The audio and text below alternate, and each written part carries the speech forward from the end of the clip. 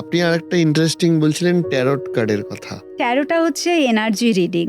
Taro card যেগুলো আমাদের আছে 78 কার্ডস, মেজর আরকানা এবং মাইনর আরকানা, এইটা হচ্ছে পুরোপুরি যারা করেন তাদের প্রথমে সাইকিক ওয়েতে নিজেদেরকে গ্রো করা দরকার। সাইকিক ওয়ে মানে থার্ড আইয়ের কথা আমি বলছি। থার্ড আই অ্যাক্টিভেট হওয়াটা খুব প্রয়োজন। প্রত্যেকটা কার্ডের আলাদা আলাদা মানে আছে, কিন্তু তোমার প্রশ্ন অনুযায়ী কার্ডের মিনিং পাল্টে যাবে।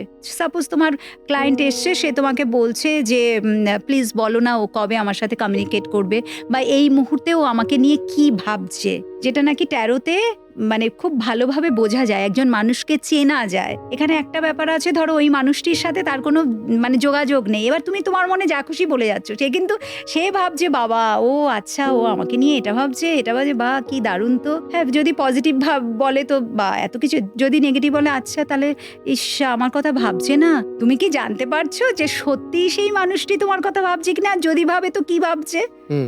তুমি ট্যারো রিডারের কাছে যাচ্ছ, সে তাকে জিজ্ঞেস করছো যে সে কি ভাবছে বলো, এই মুহূর্তে তার কারেন্ট ফিলিংসটা কি। সেই মানুষটি তো অফিসে কাজ করতেই পারে, তার মানে কি এই সেই সময় তোমার কথা ভাবছে?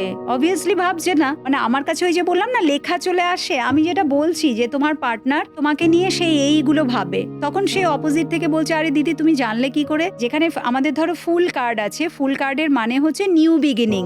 The answer is yes, but এটাও তো হতে পারে নো। Y no? বিকজ ওই ফুল কার্ডই বলে যে ওই মানুষটি কমিটমেন্ট দিতে চায় না। মানে ফুলের ছবিটাতে আছে যে সে সামনের দিকে এগিয়ে যাচ্ছে, কিছু না ভেবেই সে এগিয়ে যাচ্ছে। আমি তার যখন শুনছি, তার স্টোরিটা শুনে যখন জিজ্ঞেস করছি যে মাইকেল প্লিজ বলো, ফুল যখন আসছে সেখানে আমার সামনে লেখা চলে আসছে কমিটমেন্ট ফোবিয়া।